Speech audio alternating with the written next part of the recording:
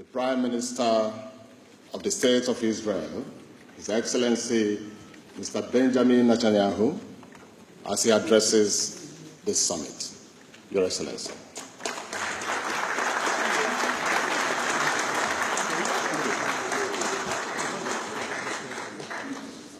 Thank you.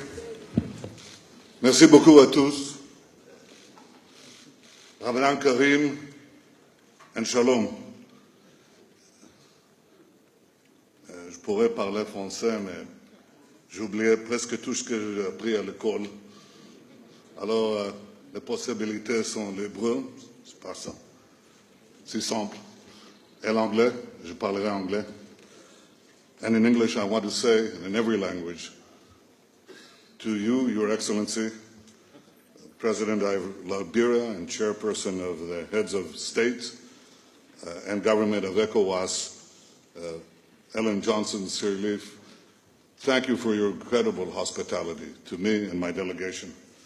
Equally to you, Your Excellency, President of the Commission of ECOWAS, Marcel de Souza, I'm delighted to be with all of you, distinguished presidents, leaders, the Vice President of the European Commission, my friend Federica Mogherini, the representative of the United Nations, the representatives of ECOWAS, and of course of the government of Liberia, dear friends. I'm deeply honored to be here today, and I want to thank you for your great hospitality in inviting me. This has been a dream to come here, to this organization in West Africa, and there's so much that we can do for the betterment of our peoples.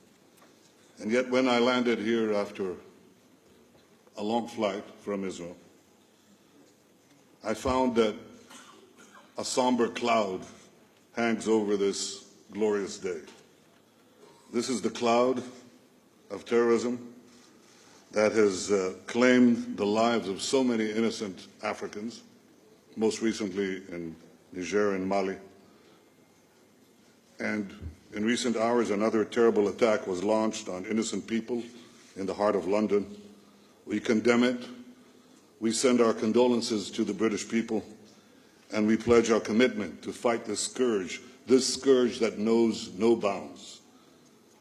These terrorists worship death. They murder indiscriminately, but they will not frighten us. They will not terrorize us. They will only harden our resolve to defeat them. And together here in Africa, in the Middle East, and Europe, everywhere, together we will defeat them faster. But our goal here is not merely to join forces to fight the bad, but to work together to advance the good. And in this spirit, I come here as an expression of a simple truth. Israel is coming back to Africa, and Africa is coming back to Israel. I believe in Africa. I believe in Africa. I believe in its potential, present and future. It is a continent on the rise. Its people are diverse and talented. I've made strengthening our relations one of our top priorities, national and international priorities of the State of Israel. It's the reason I became the first Israeli Prime Minister to visit Africa in decades. Well, one thing I can assure you, it won't be decades until an Israeli leader visits Africa again. It won't be 5 years, it'll be a few months. Africa and Israel share a natural affinity. We have, in many ways, similar histories. Your nations toiled under foreign rule. You experienced horrific wars and slaughters, and you are still fighting to get out of the past into the future valiantly, in efforts that I deeply admire. With determination and conviction, you won your independence. You healed the wounds of the past to chart a future of hope for your people. This is very much our history. Our people, too, were denied independence for far too long. Our people, too, suffered the indignity of bondage, slavery, and dispossession. Our people, too, experienced unimaginable horrors of mass death and genocide. But we never, ever gave in. We fought for our independence and won. We established a thriving democracy in the heart of the Middle East. We developed one of the world's most dynamic economies. We became a world leader in agriculture, water, cyber technology, technology of communications, security, and much more. Today, we seek to share our experience with the governments and peoples of Africa. ECOWAS' mission is to increase peace and prosperity by harnessing Africa's vast resources. I came to Africa last year, to East Africa. I saw these resources firsthand. I saw diversity and richness. I saw passion and productivity. I saw young African entrepreneurs who are building companies harnessing the power of the digital age. Africans are seizing the future. Israel wants to seize this future with you. You truly have no better partner for this mission than Israel, because Israel is a world leader in technology, in all areas of technology, and because it has to be understood that the distinction between high-tech and low-tech is rapidly disappearing. Every field without exception is becoming technologized. And unless you absorb this technology and apply it to the various areas of critical life, then you will fall behind. But if you seize it, you jump forward. The simplest example that all of us know is in cellular phones. Look at what possibilities accrue to the people of Africa from the use of cellular phones. Enormous possibilities. But if we had to develop this communication networks by laying pipes and lines and so on, these benefits would never accrue. It's the use of technology that allows you to leap forward over generations. And this is the leap that Israel can and wants to do with you. Though small in size, Israel is a world leader in so many fields, in energy, in agriculture, public health, water management, water creation, just creating water literally from thin air, and of course, in the vital area of security. Our cows, as an example, our cows produce more milk than any other cow on earth. It's a matter of some pride. You'd think, and no offense, Federica, you'd think it would be a Dutch cow or a French cow, maybe an Italian cow, or even an American cow. But it's not. It's an Israeli cow, because every moo is computerized. And the results are tremendous productivity. And this is why countries like Russia, China, India are doing all these programs with us, and the benefits that Israel gives to them are the benefits we want to give to the people of Africa. We are the #1 country in the world in water recycling. A statistic, we recycle nearly 90% of our wastewater. 90%. The next country is Spain, 17%. So it gives you a feeling for the possibilities inherent in technology. It changes the world. Our intelligence has helped stop terror attacks, dozens and dozens of terrorist attacks all across the world, including in Africa. And this is why the leaders of many countries, President Trump has just visited Israel. Before that, I visited China and Russia. And Mr. Modi, the Prime Minister of India, is coming to Israel in a few weeks. When I met President Xi in Beijing, he said to me, we're crossing now 1.4 billion people. And I said, well, we've just crossed 8 million. And he said to me, yes, but you're a world power in innovation. A world power.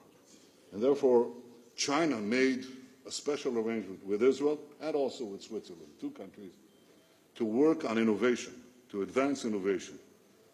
At the UN last year, I met with many African leaders, It was a spectacular visit because young Israelis showed what they were doing in Africa, not what they will be doing, but what they are already doing.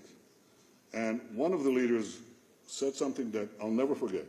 He said to me, "We have problems, you have solutions."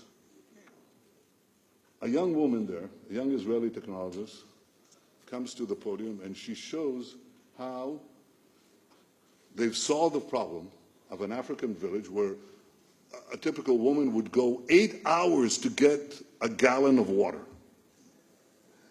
And they solved it by making water out of thin air. And another showed how they make energy out of the sun, out of the air too. And another showed how they're working to stop the spread of AIDS with miraculous results. In every field, our technology is there. It's ready to work with you to provide solutions to some of the most pressing problems of Africa. We want to help your soil become more fertile, your water reusable, your cities safer, your air cleaner. The foundation for cooperation we lay today will last many decades into the future.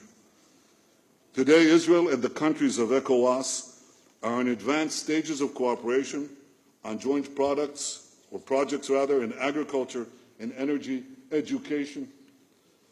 6 months ago, agricultural ministers from your countries gathered in Israel, together with our extraordinary development agency, Mashav, which is doing incredible work in Africa. Mashav was established in the 50s, worked here in the 60s, and then was discontinued, and now it's coming back with full vigor.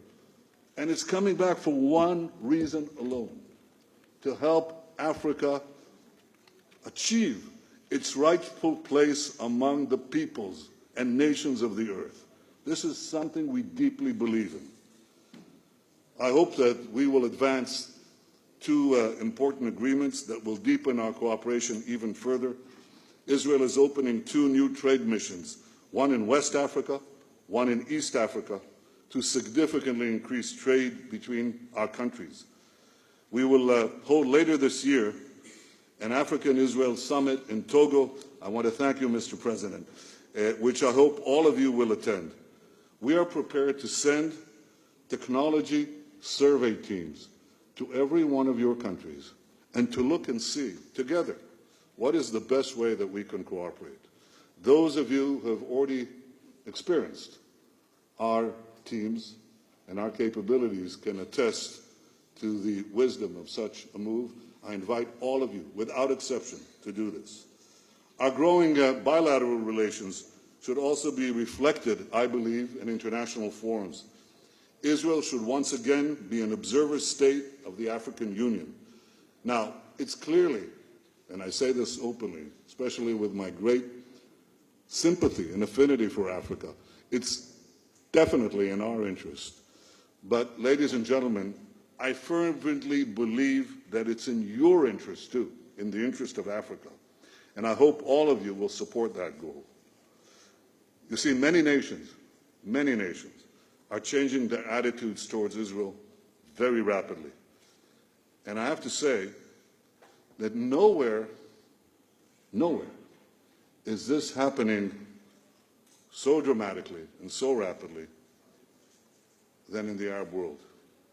Many Arab countries no longer see Israel as their enemy. They see Israel as their ally. I would even say their indispensable ally in the fight against terrorism and in seizing the future of technology and innovation. And this change in the Arab world is new. And I believe it's the best hope for peace, not only between Israel and the countries in the region, but ultimately between Israel and the Palestinians. This is what changes minds and hearts.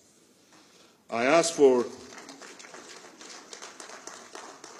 your support in rejecting anti-Israel bias at the United Nations and in bodies such as the General Assembly, UNESCO, and the Human Rights Council. President Sirleaf, you once said, The size of your dreams must always exceed your current capacity to achieve them. If your dreams do not scare you, they are not big enough. Well, Israel is a small nation that dreams very, very big. And let us work together to realize big dreams for all our peoples. Let our dreams be so audacious that few people would think them possible today.